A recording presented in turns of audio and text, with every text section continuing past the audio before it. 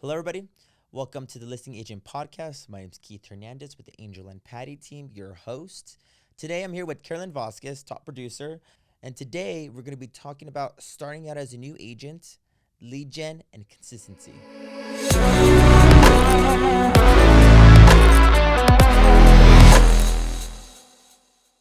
We're here with Carolyn Vasquez.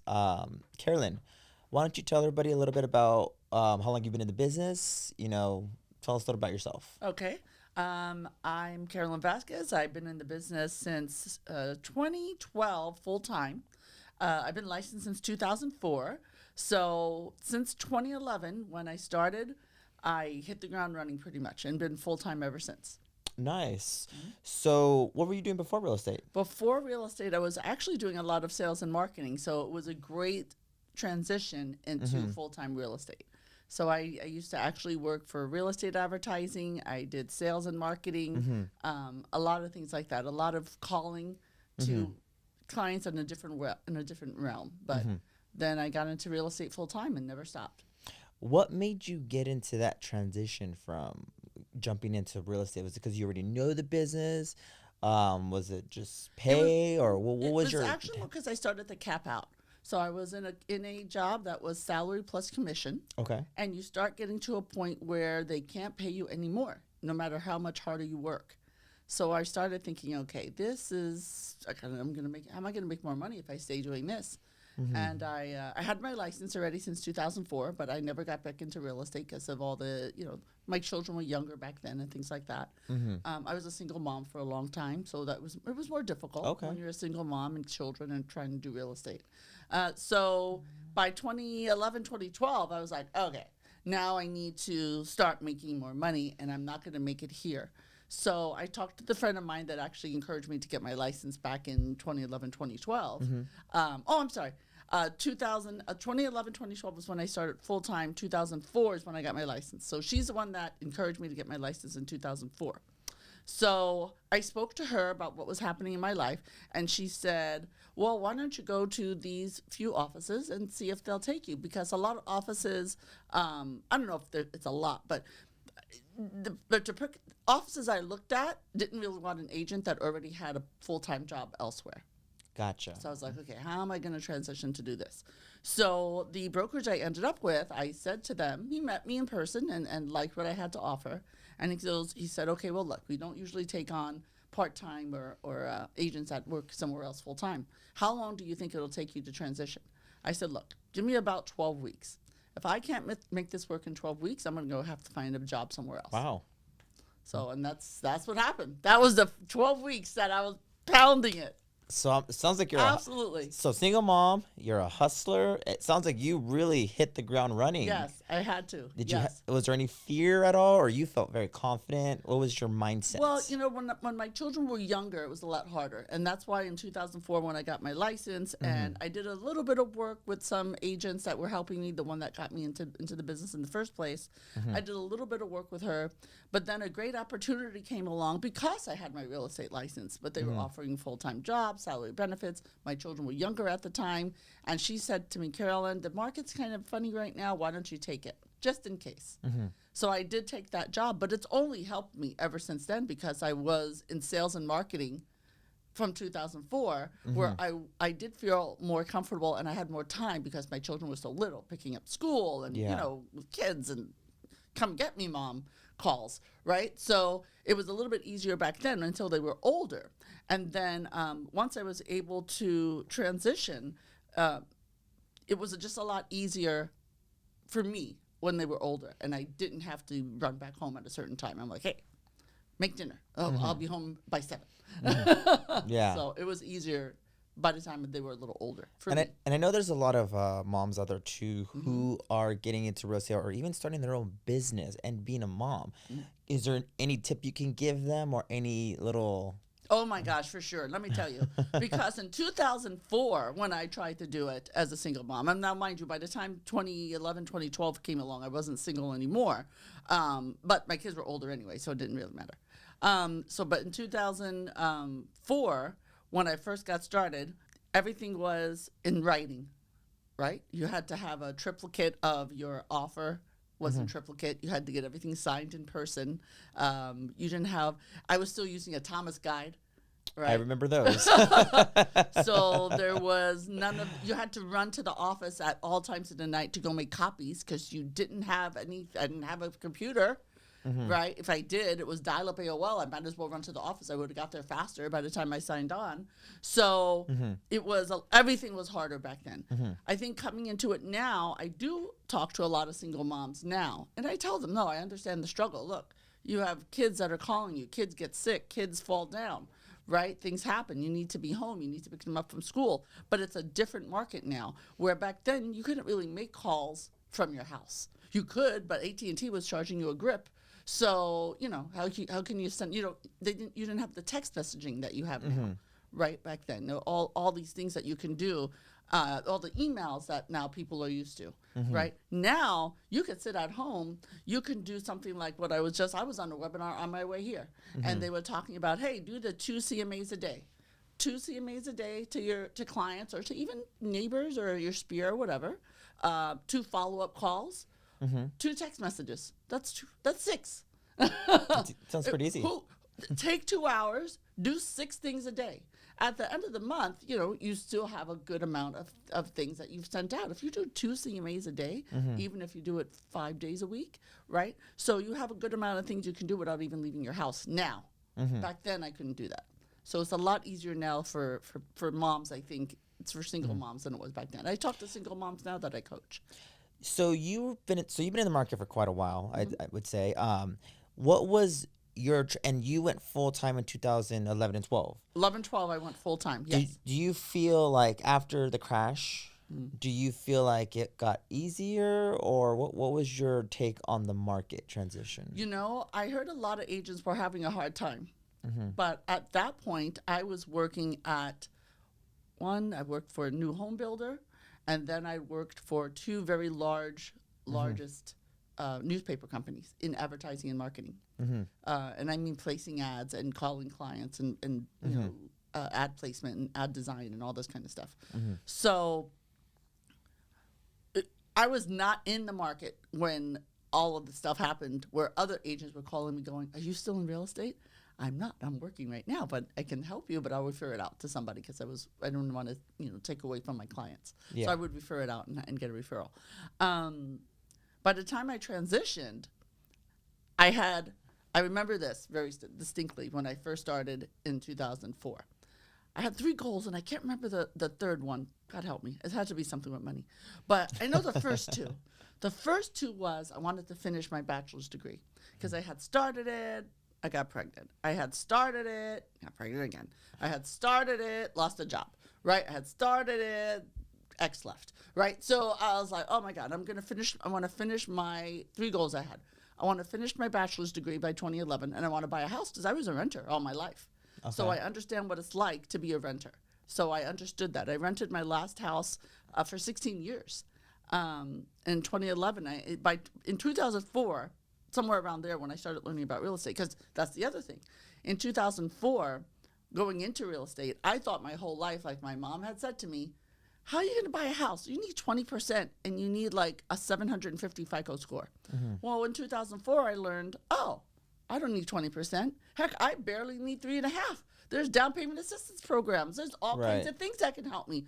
Oh my gosh, I could have bought a house a long time ago. So now I realize, wow, I didn't know all these things, so now I have to work on my credit, save some money so that I have some savings. Because and where I'm from, I'm originally, not that people from the Bronx or, you know, but the way I grew up, savings wasn't a thing.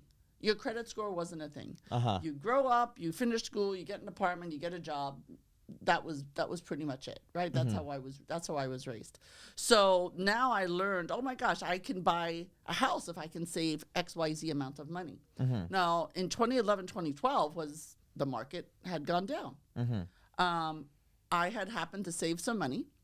I had happened to have a truck that got into an accident. We were all okay, but the insurance company paid me some money. Okay. So I called the agent that had got me into the business in the first place. I said, hey, you think I can buy a house? Well, remember my goals were for 2011 from 2004.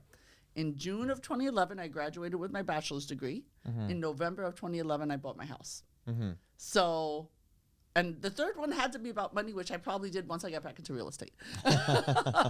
So, I mean, I accomplished those things because of my history and Okay. because I was always practicing sales and marketing. Okay. Let's talk about lead gen. Okay. Let's jump to that because I know there's a lot of people out there right now. They're trying to figure out sources of leads. Okay. What would you say are your top 3 lead sources? Well, now is a little bit different than it was when I started. So when I started, that was the first thing I was looking for. Well, how do you provide leads when all I have is a small sphere? Because I'm not from here. I'm from New York City. So my sphere would have been back there. Not that many of them might have been buying a house anyway because we were all in the city, right? So my first questions when I was interviewing with different brokerages was, what do you guys do for lead generation? That was my question.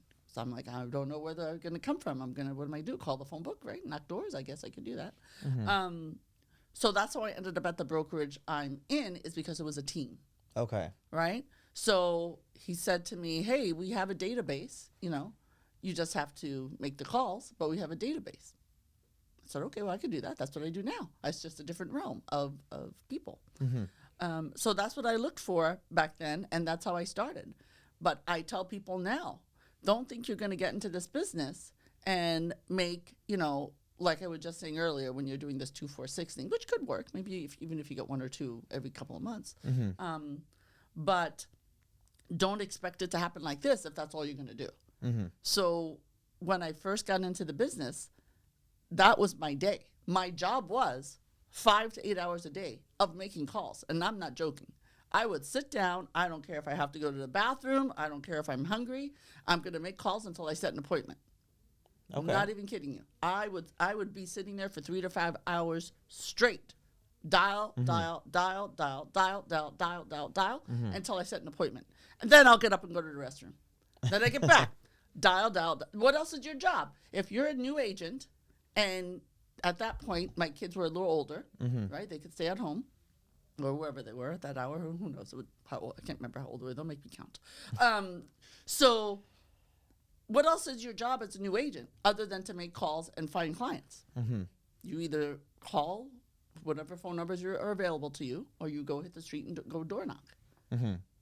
Right? So that was your job. So you don't tell me I was going to leave an 8-hour job to come to another job and work, what, an hour a day? If that, making calls? Of course not. You're going to make calls now for 8 hours a day. And that's what I did. And that's where and I tell people this all the time. Tell people this. My first sale was actually renters that I took out to go look at property.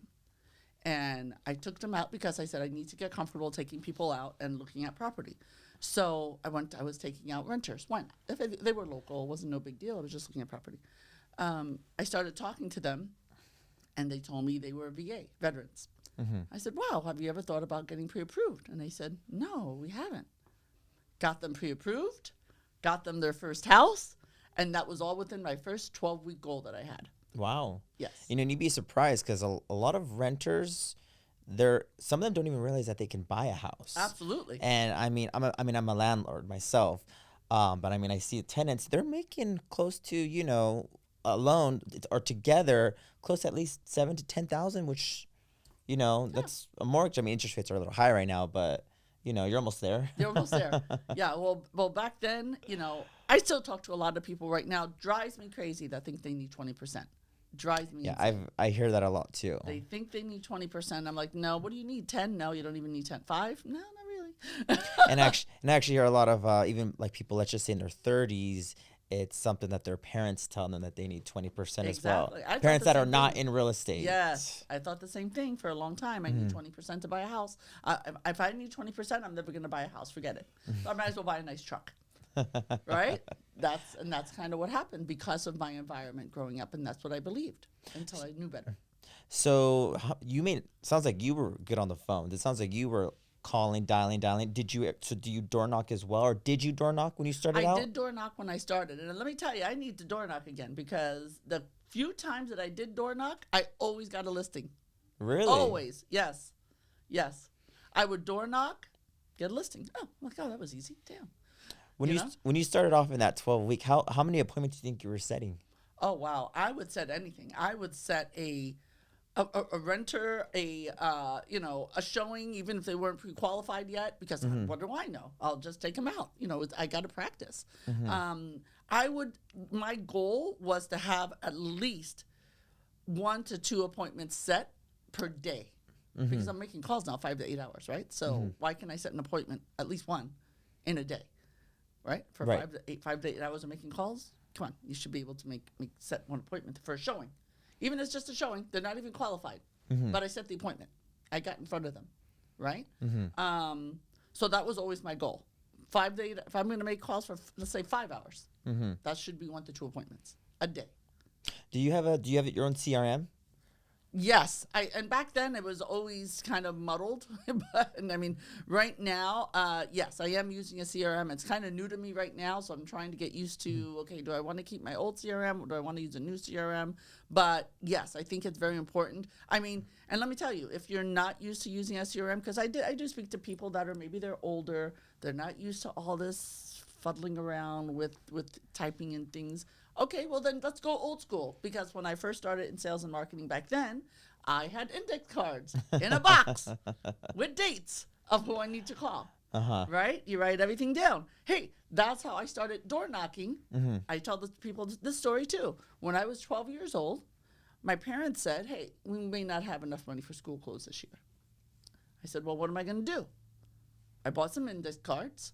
I wrote my name, my phone number, my babysitting charges, and I made several of them by hand, and I door knocked the neighborhood to all the moms until nice. I got a job babysitting. And that was my first door knocking experience at 12, 13 years old. Yes, I walked alone at 12, 13 years old. I know it's crazy, but I was walking alone and door knocking my friends and family and neighbors that I knew had children. And that's how I saved enough money to buy my clothes and my sister's clothes. Sounds like you were meant for sales. I was meant for sales. And, I did one of those, those things you do in school where they test you to see what you're good at? And before I was even in real estate, I had taken one when I was in community college. And it said real estate sales. And I was like, real estate sales? I would never. And yet here we are. Here we are. And when my friend that got me to get my license, I was a manager before then too. And that where I was working was changing, and she's the one that said, hey, you know what? You're so good talking to people. Why don't you get your real estate license? And I was like, all right, if you say so, I'll get it because I trust you. And I'll go get my license. And that's how I got my license, because she would see me after school. Our daughters went to the same school, and I'm blabbing and talking to everybody and hi, and she's the one that said to me, well, you should really get your license. Nice. Yeah. Okay. Let me ask you this question. So a lot of agents out there, they're starting off, they're getting into the business. Do you recommend that they start out as being part of a team? Well, I think it's really going to depend on you, I think, because some people, they really have no idea where to start. Like, not a clue on who should I call first. Now, but I have the experience now. Now, if you said to me, Carolyn, you're just going to have to go make calls. All right, let me go make some calls and figure out what websites do I need to be on? What area do I need to be on? Let me make some flyers and door knock and all that stuff. But if you're just coming into the business, do you really know all of that? You may not know how to do all of that. So I think being on a team could be, you're able to have the more opportunity to be productive immediately. Right? Okay. If you're able to help with open houses for another agent, you're able to call on leads that another agent has already brought in. You're not worried about getting all these things. How are you going to practice if you got nothing? Right. Right? How are you going to make money if you got nothing? So even if a split is a little, lower or whatever it is, I always used to say, well, half of zero is zero. I'd rather have half of 10,000 than zero. Right? So it just depends on where you are, what you can do to start, and what's going to benefit you the most based on your own level of commitment. Not everybody had. Back then, I did have the 5 or 8 hours when I started at my last brokerage. I did have 5 hours a day to make the calls. Maybe somebody doesn't have all that time. Right. They need to say, how can I condense this? I only have this amount of time. Okay, well, then you better decide if you're going to be able to do this on your own or you need to be on a team. So I think it's really a personal decision based on, did you try the other way first and it doesn't work? Did you try this way first and it doesn't work? So, because everybody has to eat too, right? So. Exactly. No, I think that's a great perspective too, and it just depends on the individual because, like you kind of just said, sometimes new agents think a lower split is just not the greatest, but again, you got to learn somewhere, and really, it's just how you start out, how much you take advantage of that in the beginning, and you take it from there. I mean, exactly. You don't always have to be part of a team. You can grow off of that, but again, it's what is given to you and what resources you take and how you leverage it quickly. So yes. I think of it as tuition. I think of as wherever will teach you the most. That's your tuition. People go to school to pay how many thousands of student loan debt are you in, right? That people are in, and they come out and they're still getting a job that doesn't make good money. So I think of it as, okay, if you're going to pay more in commission because you're going to be on a team, well, you're in school. You're going to pay a little more commission because you're getting if you're getting the training and you're getting the knowledge to grow and be great, then hey, go get the knowledge and pay your dues. So when did you come off of a team, and did you ever make that transition where you just when you came off the team, how did you feel? What was your mindset? What was your? Oh, it's scary. Because when you're first part of a very tight knit team, you're kind of like, oh my gosh, there's probably things I didn't learn yet. I mean, because if you're working on a team, and let's say you're working more as a buyer's agent, you're not really a listing agent. You're more of a buyer's agent. Where are the leads coming from now? How do I do this? How do I brand myself? How do I market myself? How do I do all these things myself? A lot of things that may have been done for you. Now you got to learn how to do it yourself. So you need to be able to transition and learn quickly. Now, for me, I'm glad that I did have the sales and marketing experience because I didn't know how to do some of that stuff myself anyway. But if you don't know any of that, to transition, you better learn it. You better learn something, because if you don't know how to do mailers and email blasts and text blast, CMAs and all these other things that you need to do, then you better learn that before you leave the team. Right. Because otherwise you're going to go, oh my God, it's still scary either way. It is. Especially if you're part of a team for a very long time. I think you're still going to have a sense of loss and a sense of, oh man, now what do I do? This is going to be different. But then it becomes exciting, because then it becomes, hold on a second, I can do this. I can figure this out. I used to know how to do this. What's happening to me? I started to remember and recall things of how I know how to do things. And the confidence level starts to grow because you're getting, okay, wait a minute. It's okay. We're going to be able to do this. So I think you just need to know what to do. If you're going to leave a team, have a plan of action. What are you going to do? What's your plan of action? What are you going to do every day? Because now you used to do this every day, and maybe it felt a little easy. Now you're not going to have that every day. So now what are we going to change to? Now I have to be more consistent. Is I think what was the biggest change. It's like I'm lying. Now I put all my notes on my phone, because I used to have a notebook. And you try waking up in the middle of the night with an idea. And you're trying to reach out. Alexa, turn on the lights, and you're trying to write a note. And I go, this is ridiculous. Let me just start putting little lists on my phone. I'll wake up at 4:30 in the morning, and I'll go, oh, that's a good idea. Open my phone. My phone's lying right there. Open my phone, put the note down. Okay, fall back asleep. So, but now, I have a better play on my schedule now than I actually did before. Because now, where do I make my calls? Do I make them at home with my husband going, babe, do you need a coffee? Amazon. Mailman. Right? It could be difficult.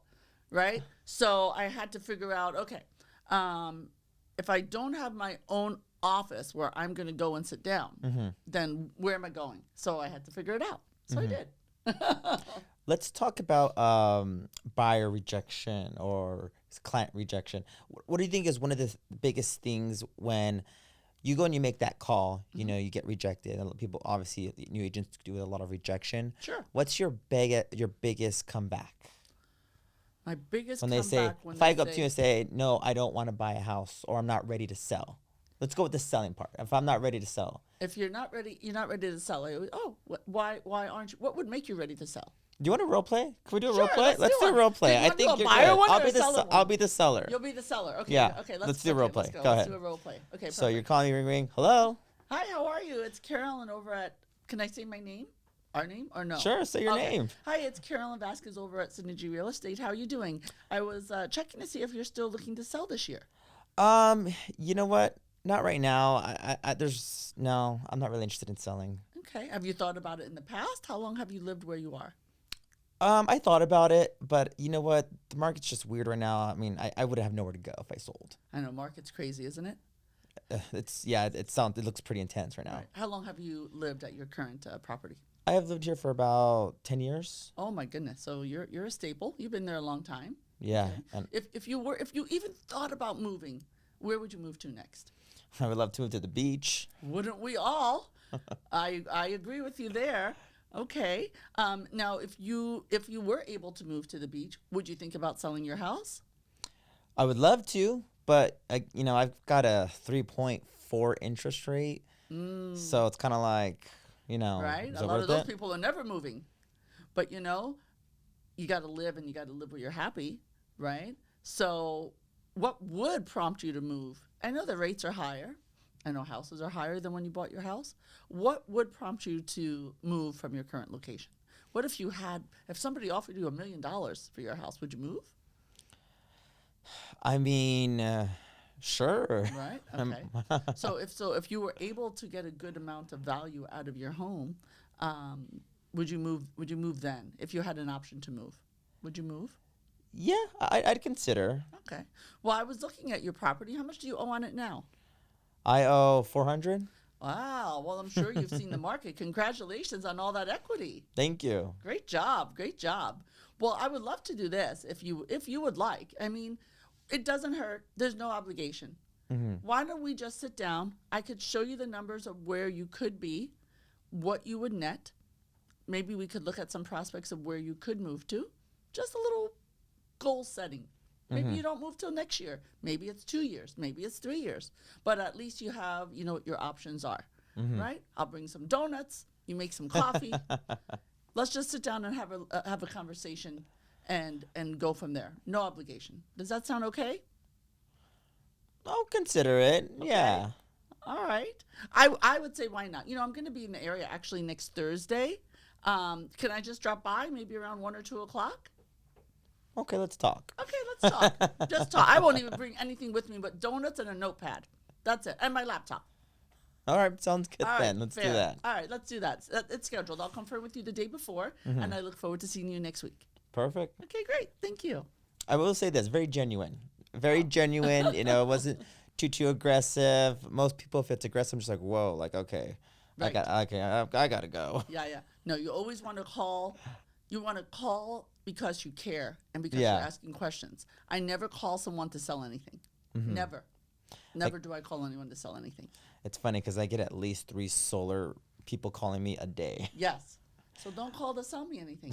Call to ask me, how long have you lived in your home? What do you like about your house? What do you like about your neighborhood? What do you think of the neighbors?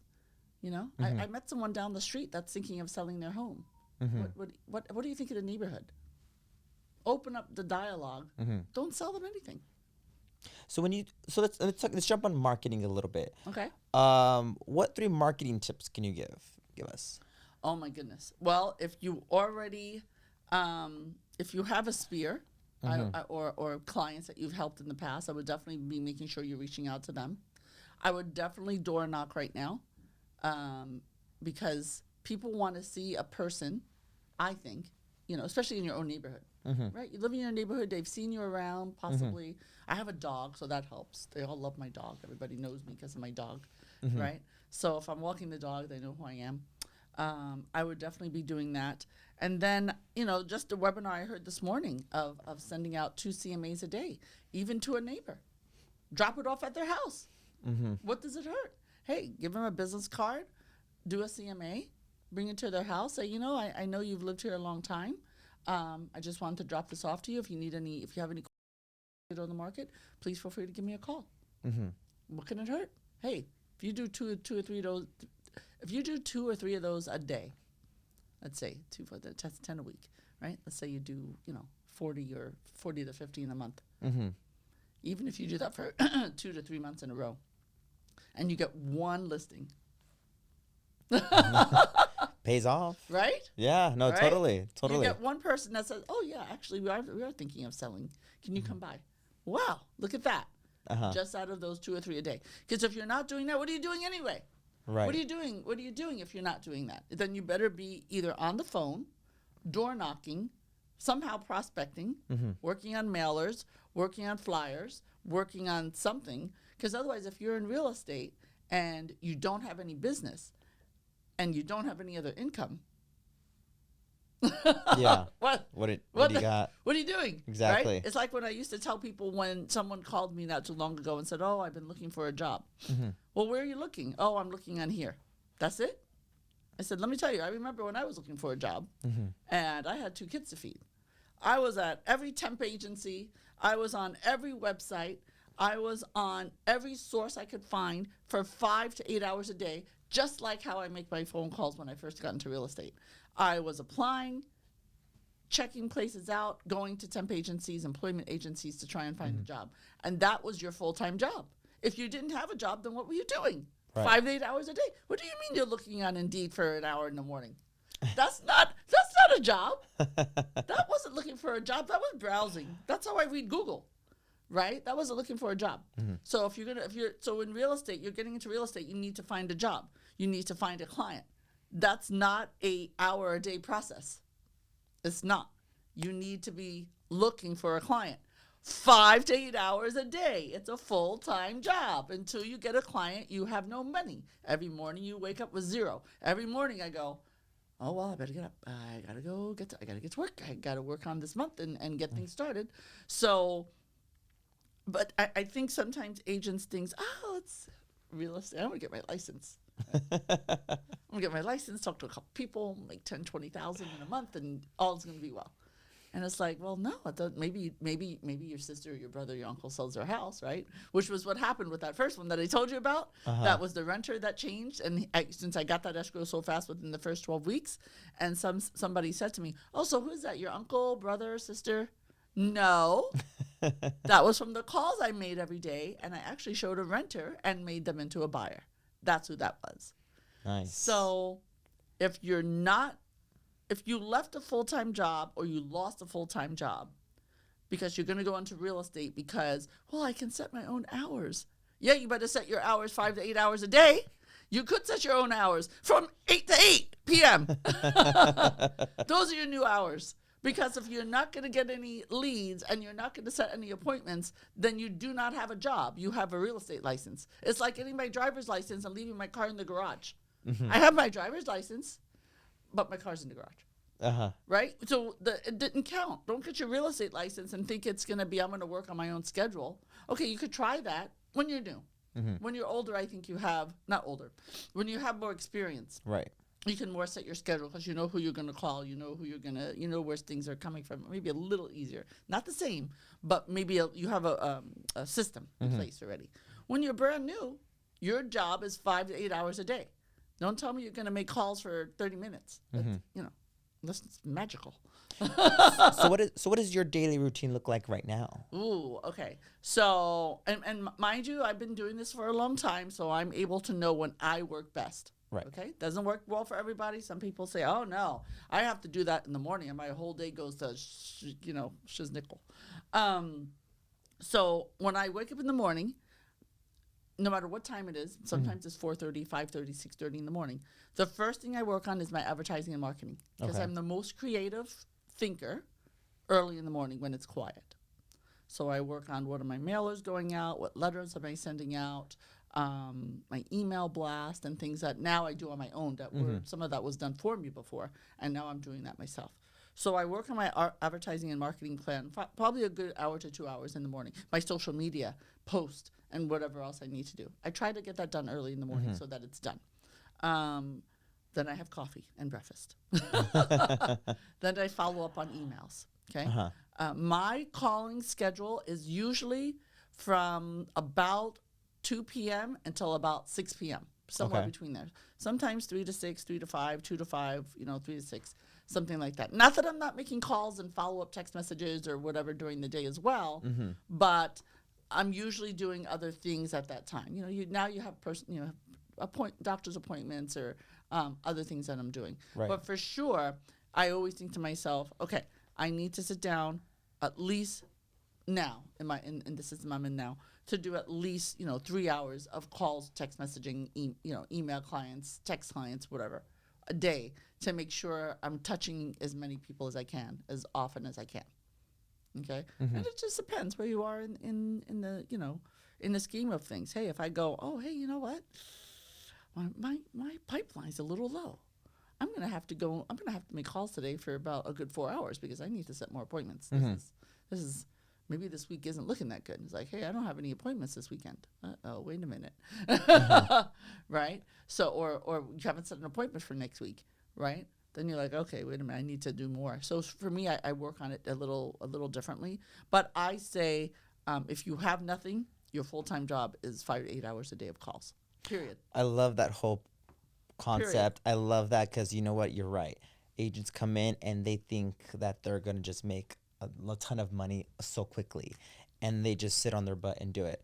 When most of them don't even pick up the phone to make calls. You gotta and call. It's simple as that. That's where it starts. That's all just I did. Picking up the phone. I'm telling you, I have a couple of coworkers that would ask me, so what are you doing? When you say coworkers, you mean agents? Oh, yes, agents.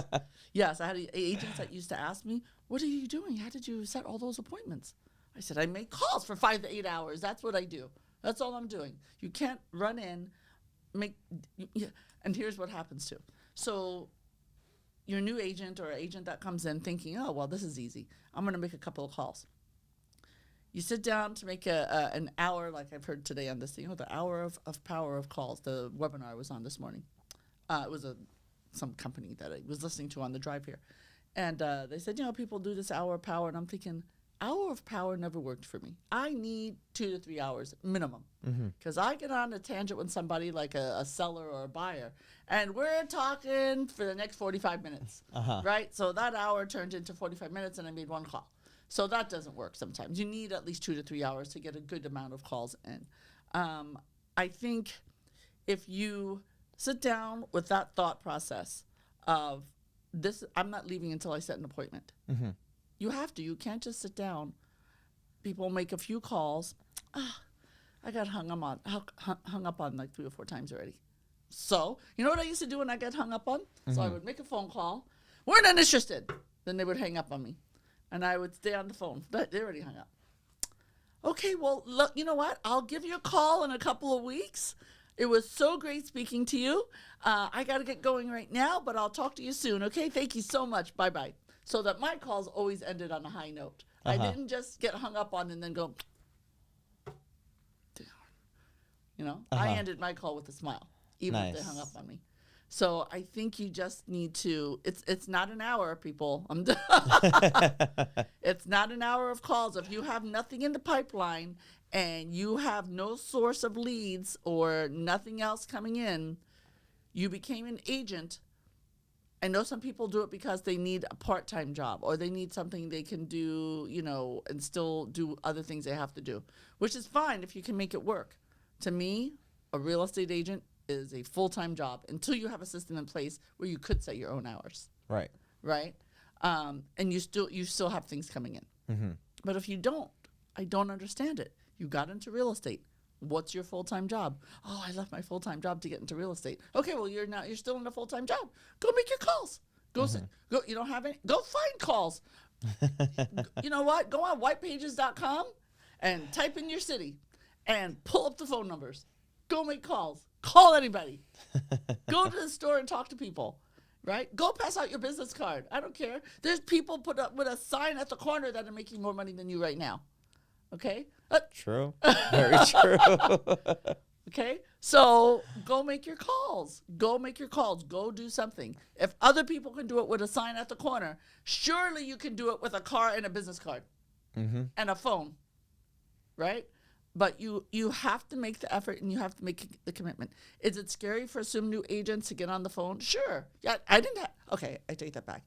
I was going to say I didn't have the same confidence as I do now. I still have more confidence now than I did when I first started in real estate. But I always had the confidence on the phone because I had already warmed up in the businesses I was in. Right. Okay. So, I was a little warm already to the sales arena. I wasn't completely new to sales, which did help because that's what I used to do in my old office. I would, hey, I need an office to sit down. I'm a little loud. I get a little excited. So I need to have an office because I'm going to be too loud for other people. I used to get that a lot when they would try and sit you in It's an called area. passion, by the way. Yeah, Your passion. Thank you, my passion. So I would get very passionate, especially when I talked to a renter that goes, oh, no, we don't have the money. We've been saving for a few years. Okay, how much do you think you need down? Oh, well, the 20%. Who told you you need 20% down? Oh, well, okay, you don't know, you don't need that. Okay, but our FICO score is only a 700, 690. I was like, you got to be kidding me. You could have bought a house a long time ago. So, I have converted a lot of renters to buyers, a lot. I used to sometimes I would just pick a day and just call all renters. Maybe I won't be able to convert them, but to educate them. Okay. I have renters till this day that still call me, save my number. Hey, Carolyn, I've been saving money like you told me. I try to have renters at least, hey, you need some savings. Let me teach you what I did to save. I always tell people, look, I know I'm a real estate agent now. I'm from the Bronx. I didn't have savings. I was a single mom. I didn't finish school until I was 40, finished college until I was 40. I didn't buy a house until I was 40. That was the same year that I had my goals, remember? I said my credit was in the toilet. I said, look, I get it. You're not talking to someone that grew up where I live now, and this all came to me so easily. It didn't. I had to work for it. And I believe the same thing as what you're telling me right now. And let me tell you how I became a homeowner. And then they go, oh, my gosh, I thought I needed 20%. But what about PMI? I go, you're paying rent right now. You're worried about PMI? You're paying a car payment that's $700 a month, and you're worried about PMI instead of buying a house? Okay, come on. So I said, listen to this. I used to tell people this all the time. You bought a car. Your car payment is what? Oh, my car payment's $650. Okay. How much is your insurance? Oh, my insurance is $200 a month. Okay. How much is your gas? Oh, my gas is whatever, $400 a month. Where are we at now? $650, $750, $850. We're over $1,000. I said, let's say when you went to the car dealership, they said, okay, you want this car? Great. It's going to cost you over $1,000 a month. Would you have bought the car?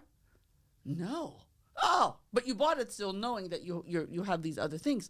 It's the same thing. You're buying a house. You're going to have property taxes. You're going to have PMI. You're going to have homeowner insurance. You're going to have maintenance things that come up. But guess what? Call me and let me know how much your truck is worth in 10 years. And then call me and let me know how much your house is worth in 10 years. And let's see which one made you more money.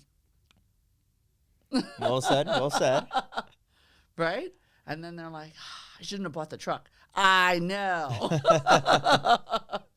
But, that's another thing that I think agents need to learn how to do is learn the basics of pre-qualifying someone verbally over the phone, right? You call me as a buyer. I can pre-screen you at least so I know where you're at. So, I still need to know how much of my time do I invest in this. Right. Maybe I'm just helping them to teach them how to save money and fix their credit. Let me give you a few pointers on because you need to save money. Sometimes they're not making enough money. We're in California. Yeah. They're not making enough money. So I can't help everyone. But you need to learn how to pre-screen people so that you're not spinning your wheels and you understand who you're talking to. Right. So when someone talks to me and goes, oh, I want to go see this house. It's $800,000. Okay, great. That sounds great. What do you do for work? Oh, okay, great. Okay, what's your current income right now? Okay, great. All right. What's your credit score last time you checked? Okay, great. Okay. What's your car payment? Right. All right. Learn how to calculate a DTI over the phone. I could do it. I'll take out my calculator. I could calculate someone's DTI. and what they possibly could qualify for. And that way I know if I'm talking to a buyer that says, yeah, I make this amount of money and they qualify for 200,000 house. I know we're probably not going to get anything around here. And I know I probably don't need to take them to see that $800,000 or $600,000 house because they don't qualify unless I say, well, how much are you coming in with? Oh, I have about $5,000 saved. Okay. We'll probably, now we know, okay, we need to rethink this. You can still buy something, but maybe not here. Right. Right? Right. So I think that's important. And I learned how to do that a long time ago. A lender did teach me, hey, this is how you can at least pre-screen them. Right. Before I send them to a lender and a lender goes, oh, that's then the lender just blows them off, and it just doesn't. And I think that's super important because even when I started the business, it's funny that you say that. That was the first thing I learned was how to just pre-screen and how to basically calculate their DTI. Absolutely. Right off the bat on the phone. Yep. You know, just so you know you're not wasting your time. You don't want to waste their time. But not just that. It's just, you know, taking that step. Because the one biggest thing I think I had is with lenders was I get a buyer, even if they were qualified or not. Oh, I'm sorry. Even if they were qualified and I knew their DTI, I'd send them to the lender.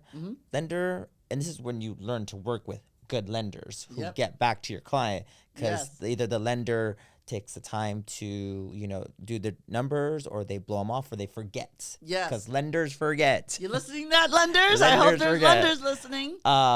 Everyone deserves the same attention. You just got to know, you know, so. But for me, I already did the work for the lender. Absolutely. So, and I think that's super important. Yes. But Carolyn, thank you so much for attending today. Thank you for. Is that it?